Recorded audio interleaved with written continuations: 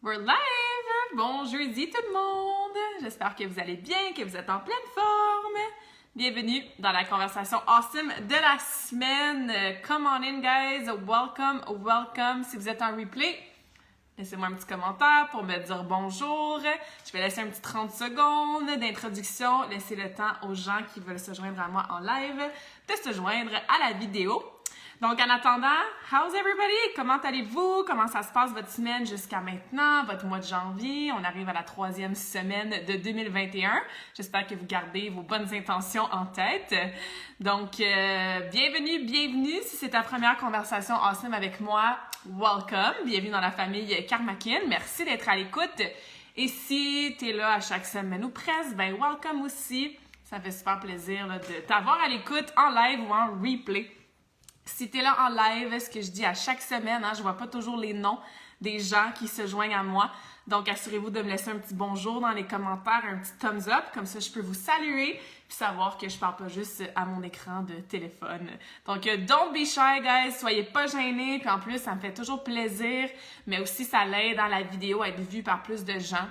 Hashtag algorithme Facebook. Donc, juste me laisser un petit thumbs up, c'est super apprécié. Ça prend 0.1 seconde de ton temps. Puis si tu me salues en commentaire, ben ça fait plaisir. Puis comme ça, je peux te saluer aussi. Encore une fois, que ce soit en live ou en replay. Donc, bonjour, bon jeudi, bon midi. Merci d'être à l'écoute. Je crois que j'ai vu Eve qui est là. Salut Eve. Aujourd'hui, le sujet de la conversation awesome, on va sortir un petit peu de la nutrition. Allô Bridge! On va sortir un peu de la nutrition.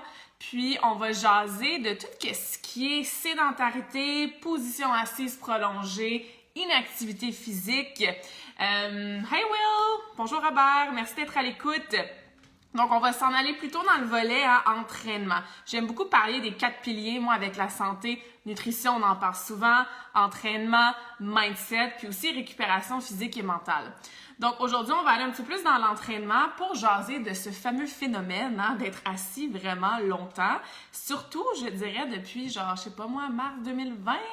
Je sais pas si ce mois-là rings the bell for you guys, mais en étant en télétravail, en ayant beaucoup moins de déplacements, en ayant une vie de façon générale moins active, parce qu'on est pas mal à la maison, il y a moins d'activités, on est moins on the go, ben peut-être que toi et moi, je me mets là-dedans aussi. Peut-être qu'on a remarqué dans les dernières semaines, les derniers mois, ben que c'est ça, on était plus sédentaire, on bougeait moins, on était assis comme 10, 12, 15, 20 heures dans notre journée.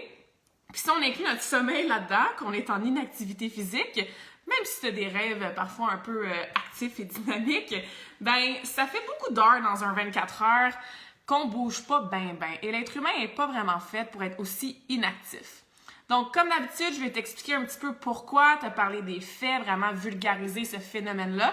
Mais je veux surtout, you know me, te donner des trucs pratico-pratiques pour que dès aujourd'hui, dès que tu finis d'écouter la conversation awesome, tu puisses les mettre en application, puis déjà commencer à ressentir, évidemment, les bénéfices sur ta santé physique, surtout, mais aussi sur ta santé mentale.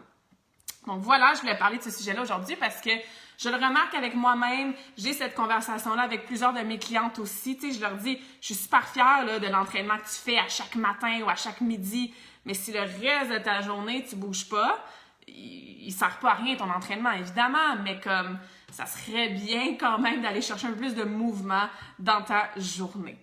On entend aussi, bonjour Audrey, bon jeudi! On entend aussi souvent l'expression « sitting is the new smoking ». La position assise est rendue le nouveau syndrome de la cigarette. C'est quasiment aussi nocif que de fumer sur la santé. Puis bon, j'ai pas les preuves statistiques, études qui vont vraiment prouver ce statement-là, mais c'est très très vrai que juste de rester assis de façon vraiment... comme je disais, inactive et sédentaire dans ta journée, ben encore une fois, au-delà des répercussions que si tu fumais 3 paquets de cigarettes par jour, je peux pas te dire la comparaison précise, mais on comprend que ce statement-là, dans cette phrase-là qu'on entend de plus en plus, ben ça a ses raisons. Et comme je disais tantôt, depuis les événements des derniers mois, il y a beaucoup d'entre vous qui travaillent à la maison, que c'est nouveau, vous êtes en télétravail et vous n'êtes peut-être pas assis à des bureaux, des chaises, des plus ergonomiques. Peut-être même que dans vos milieux de travail, c'est pas toujours ergonomique. Donc, il y a cette problématique-là aussi que je veux discuter aujourd'hui pour vous donner des trucs, parce que peut-être que tu as plus mal au cou que d'habitude, tu as peut-être plus de tension dans les épaules, tu as peut-être ton bas du dos aussi qui commence à faire mal, avoir des tensions musculaires, des douleurs. Donc, il y a aussi cet aspect-là que je veux jaser. So, let's dive in. Comme d'habitude, si vous avez des questions, des commentaires, des choses que vous faites, que vous voulez partager, leave them in the comments. Même si tu m'écoutes en replay, je reviens toujours voir les questions et les commentaires. So, don't be shy, guys. Le plus que c'est interactif, le plus que je peux vous aider. Puis comme j'ai dit au début du live, ça me fait toujours plaisir de vous voir, là, poser vos questions et juste d'être là à l'écoute. Alors, première chose, on va juste se faire un petit survol rapide de pourquoi c'est important de bouger dans la vie. On est dans une société que tout est rendu très rapide, très automatisé. On ne doit pas faire grands efforts pour grand-chose. Tu cliques sur ton cellulaire, 3-4 boutons, puis tu as pas mal tout ce que tu veux à portée de main. C'était pas comme ça il n'y a pas si longtemps. Donc, pourquoi important de bouger? Je pense que je vous apprends rien. Je pense qu'on est quand même sensibilisé au fait que, tu sais, comme bien manger et bouger, c'est bon pour la santé. Mais rapidement, évidemment, tu améliores ta condition physique. C'est quoi ta condition physique? C'est que tu montes les marches, puis tu es essoufflé après avoir monté des marches pendant 10 secondes. Ça, c'est ta condition physique. Si tu te penches pour aller attacher ton soulier, puis genre, paf, ton dos est barre, ben ça fait partie de ta santé physique, ça aussi. Si tu amènes tes sacs d'épicerie, puis que là, tu essaies d'y aller le moins souvent possible, puis de faire des réserves qui sont bien, bien lourds, puis que tu t'arraches l'épaule, puis que tu as besoin de faire 7 voyages parce que c'est trop dur pour ton cardio, ça, c'est ta condition physique. Donc, de bouger, ça améliore ta condition physique. Prévention de maladies aussi, c'est toujours important, mais encore plus important maintenant que toutes sortes de choses qui se passent, qui affectent notre santé physique et mentale. Donc, prévention des maladies, gestion du poids aussi. Est-ce que tu es obligé...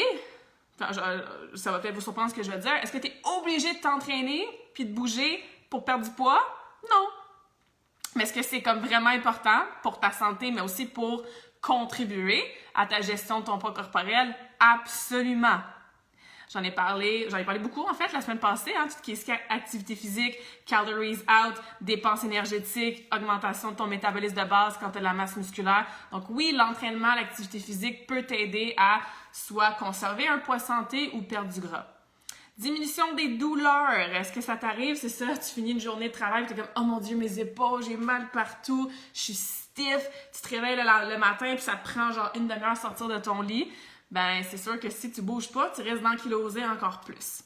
Amélioration de ton sommeil. On dort-tu bien quand on s'entraîne et qu'on mange bien? Donc, c'est sûr que le sommeil va être amélioré au niveau de la qualité aussi, le temps que ça te prend pour t'endormir puis tout ça, si tu bouges dans ta journée.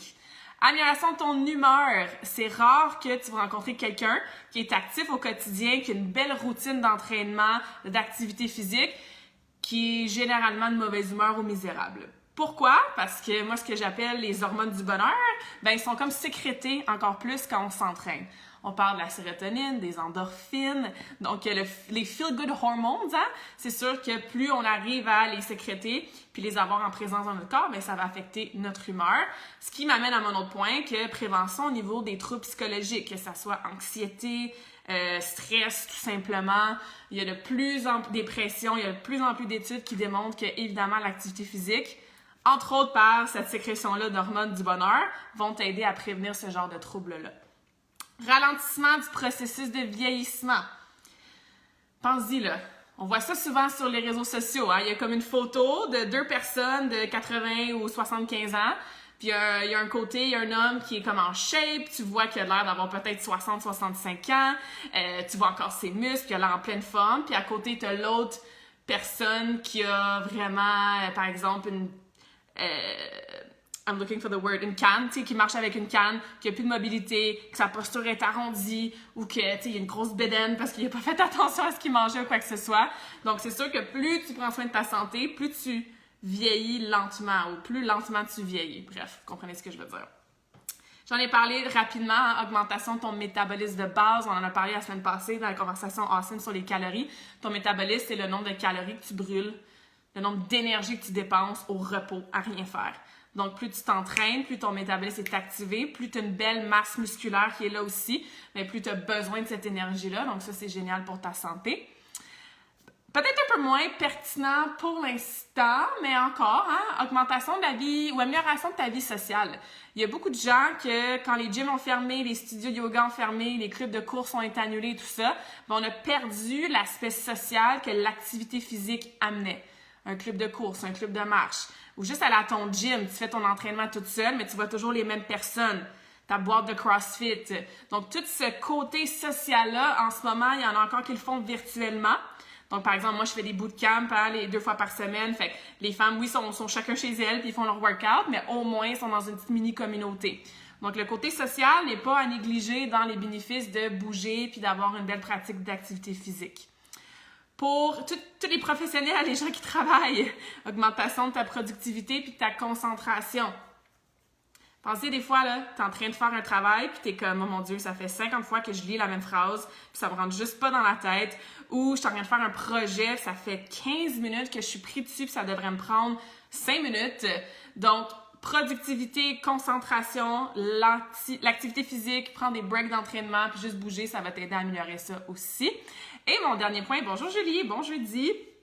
Mon dernier point, gestion du stress.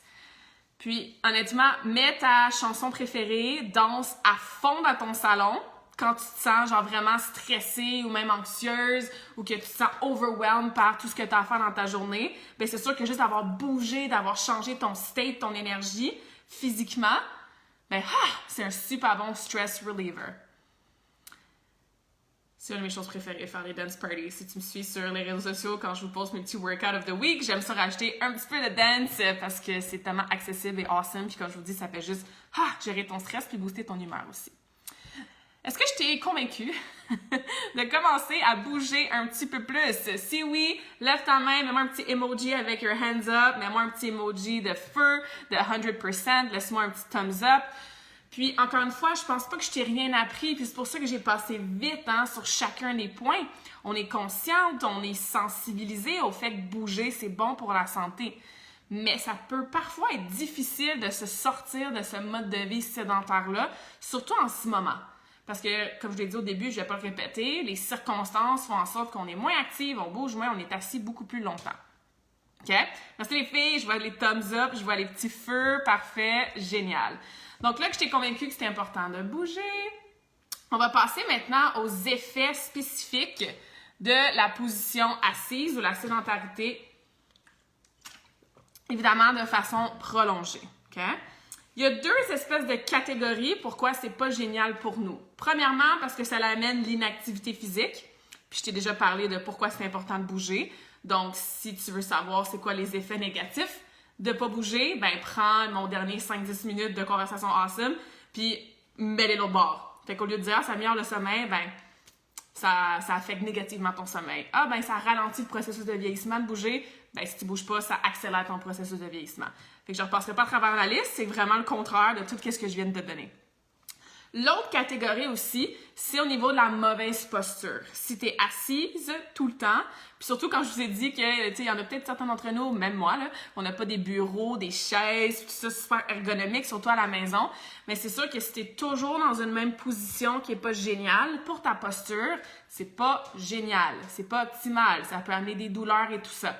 Donc, on va aborder vraiment des trucs pratiques pour contrer l'inactivité physique, puis des trucs aussi pour aider à la mauvaise posture. Parce que c'est vraiment, je trouve, les deux grosses sphères là, qui arrivent, qui sont assez touchées ou impactées quand on a cette position assise prolongée là. Donc, puis pensez-y, là, si t'es assis toute la journée sur ton bureau, pas sur ton bureau, mais à ton bureau, sur ta chaise, tu sais, des fois, tu te lèves, t'es comme « Oh my God, tu sais, je suis raide, j'ai mal partout. » Encore une fois, je pense que j'ai besoin de vous convaincre qu'on sait que c'est pas génial. Une chose que ça fait, c'est que ça vient influencer ta circulation sanguine. La circulation sanguine, ça le dit dans ton corps. Il y a toutes sortes de choses qui se passent à chaque milliseconde de la vie, OK? Ou de ta journée. Puis il y a beaucoup de choses qui se passent grâce à cette circulation sanguine-là, parce que ça permet, par exemple, d'amener, je sais pas moi, des nutriments, on parle souvent de nutrition, des nutriments dans tes muscles ou quoi que ce soit. Donc, si tu es assis, genre ankylosé, puis que tu bouges pas, ça vient amener une mauvaise circulation sanguine. Puis ça, une mauvaise circulation sanguine, ça peut avoir des effets quand même assez importants. Des varices, qui peuvent devenir douloureuses, des engourdissements. Hein, des fois, tu es assis toujours, puis tu te lèves, tu es comme « Oh mon Dieu, j'ai comme des chocs dans les fesses, ça me descend jusque dans le pied. » Les engourdissements, ça peut amener évidemment une fatigue musculaire. Parce que, comme je te disais, tu finis ta journée comme « Oh, j'ai mal partout », puis c'est fatigant, donc ça joue sur ton énergie. Quand ton corps est occupé à gérer les douleurs musculaires, bien, c'est sûr qu'il ne peut pas te donner l'énergie pour faire le reste des choses que tu as à faire. Au niveau des facultés du cerveau, comme je disais tantôt, tout ce qui est productivité, concentration, si ta circulation sanguine est mauvaise, ça peut amener des effets négatifs à ce niveau-là aussi. Donc, juste le fait de penser que, OK, tout circule moins bien quand je suis sédentaire puis je reste assise, puis le fait que ça circule moins bien, ça peut m'amener ces problématiques-là. Ça fait quand même une espèce de red alert, hein, un signal rouge que comment il est peut-être temps que je fasse attention à ça. Comme j'avais dit, plutôt au niveau de la posture, ça peut t'amener des douleurs, mais aussi des douleurs chroniques. C'est quoi la différence? Chronique, ça dure genre tout le temps. Tout ce qui finit en it, hein? Des tendinites, des bursites, n'importe quoi qui crée de l'inflammation qui finit en it. Il y en a qui ont le tunnel carpien, qui ont mal au niveau des avant-bras. Il y en a qui c'est comme douleur chronique dans le haut du dos, dans le cou. Fait que ça fait des différentes répercussions sur le bas du dos, sur la mobilité dans les mains. Ça peut jouer tellement parce que tout est relié. Donc ça, c'est super important à garder en tête. Ça peut aussi amener des débalancements musculaires. Si tu as un muscle qui est toujours dans la même position, soit raccourci ou allongé, je vais donner un exemple très, très concret, mais ça va amener des débalancements musculaires. Pense à ta posture. Tout ce qui est en avant, on va parler des pectoraux, OK? Si tu écris à l'ordi, que tu textes, que tu manges, que tu conduis, si tout est toujours en avant de toi, bien, les muscles ici, en avant, vont se trouver en position raccourcie. Comme si je prends mon chandail, hein, puis je le mets ensemble.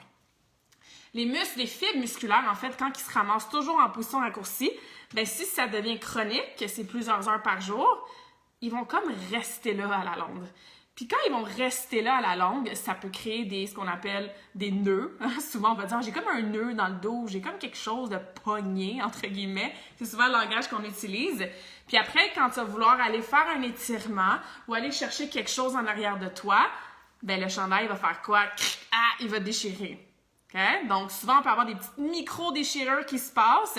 On peut avoir un manque de mobilité. On peut avoir des débalancements musculaires parce qu'on est toujours dans la même position. Le muscle contraire à ça, hein, ça serait le groupe de muscles dans mon haut du dos. Eux, est-ce qu'ils sont raccourcis ou ils sont en mode étiré? Ben, je pense qu'on le voit. Si je suis raccourci en avant, mes omoplates s'ouvrent. Fait que les muscles dans mon haut du dos sont comme en mode genre « Ah, je retiens, puis je m'allonge, puis je m'étire tout le temps parce que je suis toujours le haut du dos arrondi. » C'est pas mieux non plus d'être toujours dans une position allongée. Ça aussi, ça peut créer des nœuds, ça peut créer des tensions, ça peut faire en sorte que le muscle s'affaiblit. Vous comprenez? Fait que ça, c'est un seul exemple, mais pensez à votre position assise. Pense à ton bas du dos, tes fessiers, tes fléchisseurs de hanches, tes genoux, les muscles en avant, en arrière. Donc, sans rentrer dans les détails, c'est rapidement, en regardant notre position assise, et avec l'exemple que je viens de vous donner, qu'on peut se rendre compte que, ouais, c'est peut-être pour ça que j'ai des petites douleurs. C'est peut-être pour ça que, il me semble que j'ai moins de mobilité, ou quand je me penche pour attacher mes souliers, ça tire plus qu'avant, ou que je commence à avoir mal au bas du dos. Donc, super important. Ensuite, je continue dans mes petits éléments hein, qui font en sorte que la position active, non, au contraire, la position assise prolongée, c'est pas génial. Diminution de la masse osseuse. Si tu es pas en train de travailler au niveau de la densité osseuse par différentes activités physiques, ben avec l'âge, c'est sûr que ta densité osseuse va diminuer. Donc ça, c'est important. On a déjà parlé, diminution de la mobilité, de la flexibilité. Ça, avec l'âge aussi, si tu ne travailles pas ta mobilité, ta flexibilité, hein, ça se peut que tu aies des douleurs, des blessures, des déchirures, des hits. C'est quoi la différence entre flexibilité et mobilité? Peut-être que je ferai un live là-dessus à un moment donné. Flexibilité, par exemple, tu te lèves debout, puis ça va toucher à tes orteils ou tes mains par terre. Bon, ça veut dire que tu as peut-être le derrière des cuisses qui est flexible. Je sais pas, moi, pense à une gymnaste ou à quelqu'un qui peut faire la split, entre guillemets, ou à une patineuse qui lève sa jambe vraiment haut. Donc, tu peux avoir certains mouvements comme ça qui demandent une grande amplitude et qui font en sorte que tu as une bonne flexibilité. La mobilité, c'est au niveau plutôt de l'articulation. Fait que si mon épaule est supposée être capable de monter, aller en arrière, faire un cercle complet, monter sur le côté sans compensation, bien, ma mobilité à l'épaule est excellente. Je peux faire mes rotations, je peux faire mes flexions, extensions, mes abductions, adductions, puis je peux tout faire dans mon articulation. Comme ça, j'ai une bonne mobilité. J'ai pas besoin d'être super flexible, entre guillemets, de mon pectoraux pour avoir une mobilité en extension, en rotation, mettons, externe ou latérale. Quelqu'un qui manquerait de mobilité, en levant son bras, je peux pas vraiment lever plus haut sans pencher mon corps ou sans compenser. Fait qu'il y aurait peut-être un manque de mobilité à ce niveau-là. On fera peut-être un autre live là-dessus, ça pourrait être intéressant. Puis, on en a parlé un petit peu tantôt, comme je l'ai dit, prenez tous les positifs que je vous ai dit de bouger, puis changez-les en négatifs pour les effets. Mais c'est sûr que si tu te rends compte que dans les derniers mois, t'as beau faire ton entraînement, t'as beau comme essayer de bien manger le plus possible, puis que soit tu prends du poids ou que t'arrives pas à perdre du poids parce que peut-être que t'as un objectif de perdre de poids puis t'es comme sur un plateau, mais ça se peut que si le reste de tes 23h30 ou tes 23h si tu t'entraînes 1 heure, tu fais pas grand-chose puis que tu bouges pas, ta dépense énergétique va être presque nulle. Puis ça, j'en ai parlé la semaine passée si ça t'intéresse dans mon live sur les calories. OK? Est-ce que ça va pour ça? Est-ce qu'on comprend bien les effets, là maintenant, plutôt négatifs de rester assise longtemps, puis que ce soit assis sur un couch, à terre, sur ta chaise, couché dans ton lit? C'est sûr que c'est peut-être pas la même position puis les mêmes débalancements, là. Mais comme je vous ai dit, on est assis longtemps, égal, on bouge pas assez. Et notre position en soi nous amène une mauvaise posture qui peut nous amener tout ce que je viens de vous énumérer là. Si vous avez des questions, des choses à rajouter aussi, des choses que peut-être toi tu sens, que tu ressens plutôt dans ton corps ces derniers temps, mais n'hésite pas à les laisser en commentaire. Rachel dit très intéressant. Salut Rachel, merci d'être à l'écoute. Alexandre aussi qui était là. Allô Alex.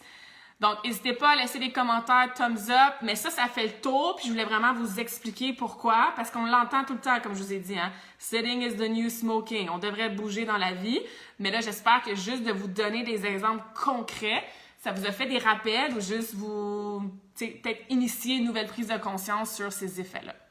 So now, what do we do with all of that? Qu'est-ce qu'on fait avec toutes ces informations-là? C'est là que je vais vous donner des trucs pratico-pratiques. Donc, premièrement, des trucs pratico-pratiques pour contrer l'inactivité physique. Encore une fois, je vous apprends probablement rien. C'est des choses qu'on est conscient, qu'on sait, hein, mais souvent qu'on fait pas. Puis, souvent qu'on voit comme une espèce de grosse montagne parce que c'est pas dans nos habitudes de vie. Donc, ce que je recommande, un minimum dans ta semaine, 3 séances de musculation. As-tu besoin de faire un squat day à 300 livres? Non. OK? Mais 3 blocs dans ta semaine, 30 minutes, commence par 20 si tu veux. 20 à 30 minutes, ça peut être suffisant si tu n'en fais pas encore, mais de façon constante de semaine en semaine, prends-toi 3 moments dans tes 7 jours pour faire un entraînement plus en musculation. Si tu es à la maison et tu n'as pas d'équipement, c'est pas grave. Des squats, des fentes, des push-ups, la planche abdominale, pousse quelque chose, tire quelque chose, prends des serviettes, prends des élastiques, prends des cannes de conserve. Okay? Pour commencer, ça n'a pas besoin d'être super lourd ou super fancy. Si tu as déjà un programme de musculation, awesome. Mais minimum 3 fois par semaine, ça devrait être un premier objectif. Renforcement musculaire. Oui, ta marche à tous les jours, c'est nice. Ça va faire partie là, de mes recommandations d'aller marcher. Okay? Mais il faut avoir de la musculation, il faut faire du renforcement. OK? Deuxième point, je viens de le dire, essayez minimum une marche par jour. Marcher, là, c'est le most underrated exercise qu'on sous-estime tellement souvent, puis pourtant, il n'y a personne qui regrette d'avoir été marcher aujourd'hui. Hein? Donc, marcher, c'est le contraire de rester assis. Ça ne demande pas un effort intense. Tu peux le faire n'importe où, n'importe quand. Marche up and down ton couloir s'il fait trop froid dehors et que tu as peur d'avoir froid. Prends ton téléphone pendant que tu fais un appel avec une cliente ou une collègue, puis marche pendant que tu y parles. Puis c'est là que tout ce qui est stationner plus loin pour marcher un petit peu plus. Prendre les marches au lieu de prendre l'ascenseur. Justement, quand tu parles au téléphone, lève-toi puis marche up and down. Quand tu regardes la télé, ben bouge devant la télé, reste debout. C'est là que toutes ces petites mini-actions plus tu vas les accumuler à chaque jour puis à chaque semaine, bien plus ça va t'aider à contrer les effets négatifs de rester assise. OK? Donc, musculation, 3 fois par semaine minimum. Marche à tous les jours. Find a way.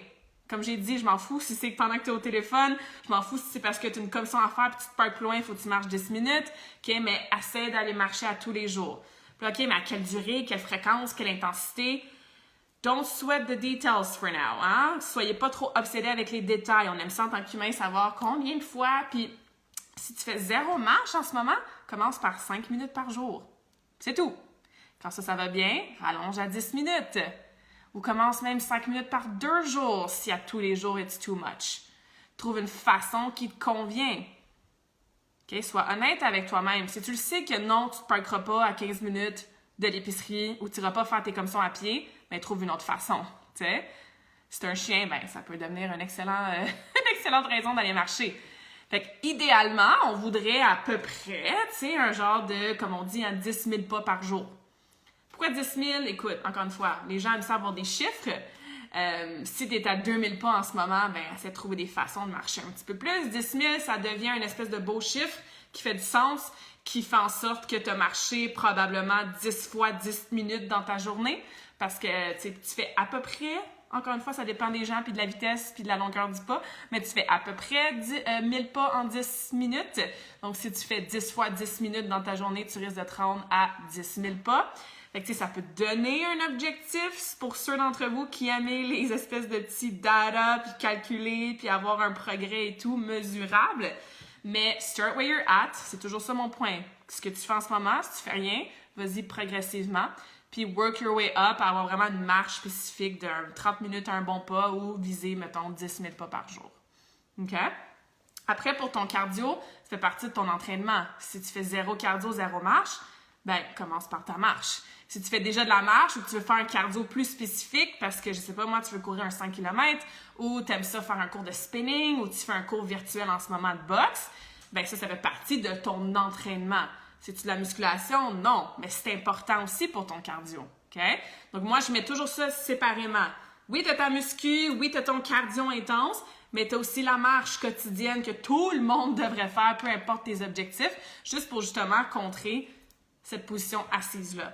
Si toi, en ce moment, tu n'es pas assise 12, 10, 11, 13 heures par jour, puis que tu marches up and down, je sais pas, moi, tu es infirmière, puis tu cours puis d'un bord puis d'autre toute la journée, tu n'as pas besoin de te rajouter cette petite marche-là quotidienne. Okay? Là, je parle vraiment à ceux qui sont assises une bonne partie de la journée.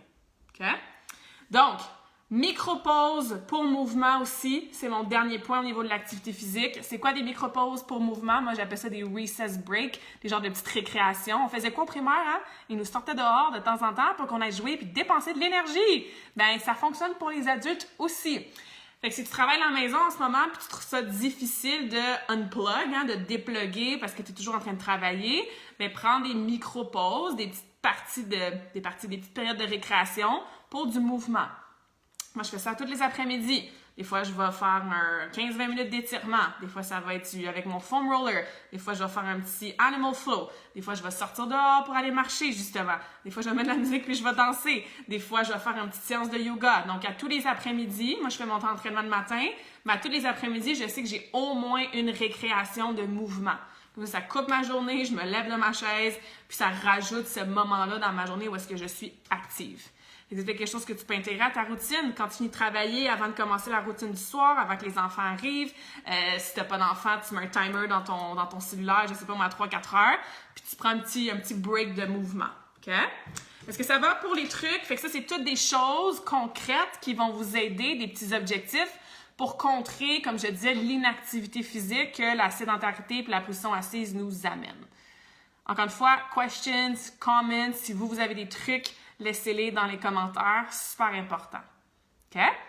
Et la dernière chose que je voulais aborder avec vous, c'était maintenant des trucs pratico-pratiques pour contrer la mauvaise posture qui est, comme je vous disais, qui peut nous amener des douleurs, des débalancements musculaires, mauvaise circulation sanguine, blablabla. C'est sûr que je ne peux pas vous faire un plan précis à chacun d'entre vous pour vous dire, ben toi, ton pectoral, il est raccourci, donc il a besoin d'être étiré. Ou il est raccourci, mais il y aurait plus besoin de proprioception. Fait que là, je vais vous donner des commentaires généraux, des idées globales, des pistes de solutions, mais évidemment, ce n'est pas individualisé à chacun et chacune d'entre vous. Je pense que vous comprenez pourquoi. C'est un Facebook Live pour tout le monde. Donc, prends ça, mais évidemment, assure-toi que c'est ce que tu as besoin. Parce que des fois, il y a des muscles étirés, il ne faut pas nécessairement les renforcer. Puis des fois, il y a des muscles renforcés, puis plutôt, encore une fois, je reprends mon exemple de chandail, raccourcis. Puis le but, c'est pas nécessairement de les étirer tout de suite. Fait que c'est pour ça que ça prend des professionnels qui vont vous dire exactement qu'est-ce que toi, tu as besoin. Mais, parce que j'aime vous donner des petits trucs pratico-pratiques, règle générale, il y a des exceptions. OK? Des muscles qui vont être, encore une fois, toujours en poussant raccourci, mais c'est normal de vouloir les étirer. Il y a des exceptions, Astérix, OK? Je le sais. Mais pour simplifier les choses. Puis qu'est-ce qui est en mode rallongé, puis un peu comme faible, là, pense, c'était beau, hein, ma petite wave, pense à un élastique que tu tires, puis à un moment donné, l'élastique peut plus retourner à sa position initiale raccourcie. Ben on veut, habituellement, il y a des exceptions, on veut commencer à renforcer ces muscles-là. OK? Donc, comme je disais, ce qu'on veut étirer, on va y aller avec les exemples des pectoraux. Je vais vous en donner d'autres muscles, OK? Pectoraux en avant, donc les étirer pour les allonger parce qu'ils sont en mode raccourci à cause de la posture. Les étirements passifs, ça devient la façon la plus simple. Encore une fois, mon but, là, c'est de vous simplifier la vie. C'est quoi des étirements passifs? Tu prends une position bien placée, tu tiens la position pendant minimum 30 secondes, un long 30 secondes, même 45 secondes. Tu respires profondément, puis tu laisses le muscle s'allonger, puis tu fais ça minimum à tous les jours, si c'est pas 2-3 fois par jour. OK? Maintenant, les exercices, ou plutôt les muscles qu'on voudrait renforcer, ou plutôt enlever de leur position ultra allongée, par notre position assise, hein? On veut les, comme je disais, les ramener le plus possible à leur position normale, ou faire en sorte que les fibres, au moins quand ils sont allongés, sont capables de se contracter. Que ça n'occasionne pas, justement, comme je disais, des genres de nœuds ou des tensions musculaires. Ça va être l'exercice de renforcement. Fait que pensez à, si je veux renforcer mon haut du dos, je vais prendre un élastique ou des poids, je vais tirer vers l'arrière et je vais venir squeezer mes omoplates. Comme ça, je sens que mes omoplates se ramènent et je fais le mouvement contraire de comment mon dos y est placé habituellement. Donc ça, c'est avec un nombre de séries, 2, 3, 4, 5 séries de, je sais pas moi, 10 à 15 répétitions, avec soit le poids du corps, soit des poids, soit des élastiques et tout ça. Fait que c'est ça la différence entre les deux types d'exercices. Étirement, je laisse le muscle allongé, je le tiens longtemps. Renforcement, je fais plusieurs séries. J'ai une résistance qui est soit mon poids du corps, une résistance externe, puis je viens renforcer le muscle ou le groupe de muscles. OK? On comprend? N'hésitez pas si vous avez des questions. Comme je l'ai dit, il y a des exceptions à tout ce que je dis, mais je vais vous simplifier un peu la vie. Puis, comme j'expliquais tantôt, hein, la position assise va amener aussi un manque de mobilité. Donc, d'intégrer des exercices de mobilité qui vont vous aider justement à avoir toutes les range of motion, toutes les amplitudes de mouvement qu'on est supposé avoir à nos articulations. Bien, ça aussi, c'est super pertinent pour contrer les effets de la mauvaise posture. Il y a toutes sortes de ressources sur les internets. Je ne peux pas vous en donner là, comme ça, en live, parce que je ne sais pas, moi, quelle articulation tu manques de mobilité. Okay? Souvent, ça va être les hanches quand on va être assis. Ça va être les épaules aussi quand on va être assis. Ça va être le dos. Si le bassin, les hanches manquent de mobilité, des fois, le dos va take over, va prendre le dessus, puis c'est là qu'on peut avoir mal au bas du dos. Fait qu'il y a tellement de variétés, puis c'est là que je vous encourage à consulter quelqu'un ou demander une consultation avec moi, avec un ostéo, avec quelqu'un peu importe qui se spécialise là-dedans, qui vont pouvoir vous aider, vous évaluer aussi, et vous donner des choses très, très individualisées. Sinon, Dr. Jen Fit, so D-O-C-J-E-N-F-I-T,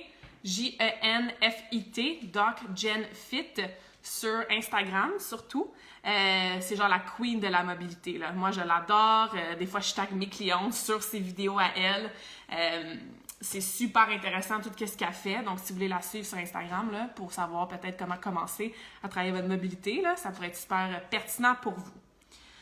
Puis, au niveau des exercices spécifiques, encore une fois, on ne peut pas vous faire un programme individualisé comme ça, mais tout ce qui est autograndissement va faire du bien. C'est quoi l'autograndissement?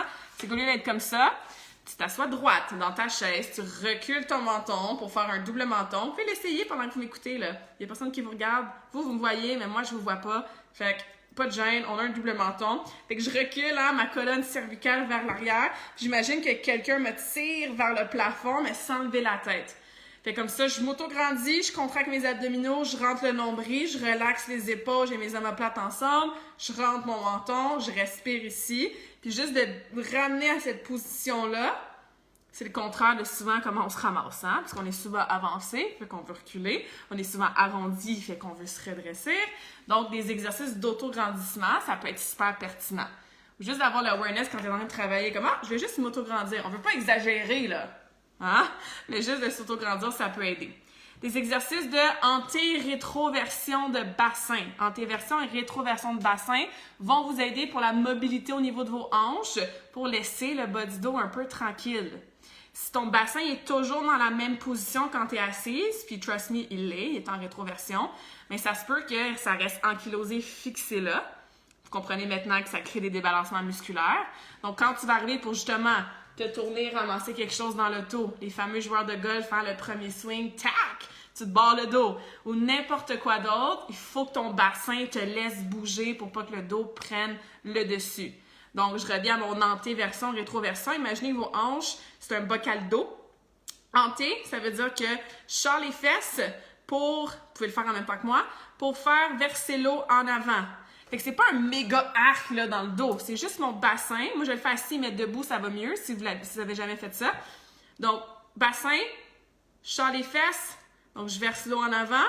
Antéversion avant et rétro, là je fais le contraire, il est plus dur celui-là. Fait que je verse l'eau en arrière. Souvent on va faire ça avec tout le dos quand on fait ça. Je vous rappelle, c'est juste le bassin qui bouge. Quand je le fais, je suis assise, fait que vous voyez pas grand-chose là, mais ça peut vous aider avec votre mobilité. Anté-rétro de bassin. Au niveau des épaules, je vous dis, on est beaucoup arrondi ici. Tous les mouvements de V à W, même sur un mur, donc tu te recules dos au mur, tu lèves tes bras, ton bras toucherait au mur ici, puis tu descends dans un W sans lâcher tes pouces ou tes mains du mur. Ça va t'aider aussi à venir ouvrir ça au niveau des épaules. C'est pas toujours facile. Des fois, là, on touche bien, ou même des fois, vous allez voir, vous êtes collé au mur, puis juste de lever les bras, vous n'arrivez même pas à toucher au mur en arrière de vous. Il y a peut-être un petit manque de mobilité là. Fait que les mouvements de V, W, à côté contre un mur, ça peut vous aider au niveau de la mobilité de l'épaule. Je continue, je vous garoche ça vite, donc n'hésitez pas à prendre des notes, à me poser vos questions après s'il y a quoi que ce soit. Mais au moins, ça peut vous donner des petites pistes de réflexion. Puis des réflexions sur, OK, moi, j'ai mal là, moi, je manque de mobilité là, fait que peut-être que je peux commencer à intégrer ça dans mon quotidien, dans mes petites pauses recess de mouvement. Le fameux cat and cow, en yoga, on voit ça souvent. À quatre pattes, on arque le dos, on arrondit le dos, l'espèce d'exercice du chat en yoga. Excellent pour toute la mobilité au niveau de la colonne vertébrale. Donc, il y en a que creuser, ça va super bien, mais arrondir le dos, souvent, on voit que le bas du dos, il est super plat. Fait qu'on veut réussir à arrondir chaque étage de notre colonne vertébrale. Excellent pour la mobilité du dos dans son ensemble. Si je descends au niveau des hanches, l'exercice 90-90, super pertinent aussi, d'accord? Allô Annie, bon jeudi! Hi Olivia, thanks for being here. Donc 90-90, je suis assise au sol, j'ai les genoux fléchis, les pieds. Puis là, je viens vraiment balancer mes genoux vers la gauche en gardant les pieds au sol vers la droite. Je fais ça en position assise. Encore une fois, je vais vite, prenez des notes, vous pouvez aller sur Google, sur YouTube, vous me demandez, c'est tous des exercices qui sont assez communs. Donc ça, pour les hanches, c'est génial aussi. OK? Exercice de renforcement, je vous l'ai dit, des exemples, tout ce qui est haut du dos, super pertinent, les muscles de la posture, gardez les épaules en arrière. Pas ici, hein? Les épaules en bas et en arrière. Travaillez le haut du dos. Va vous aider dans votre posture.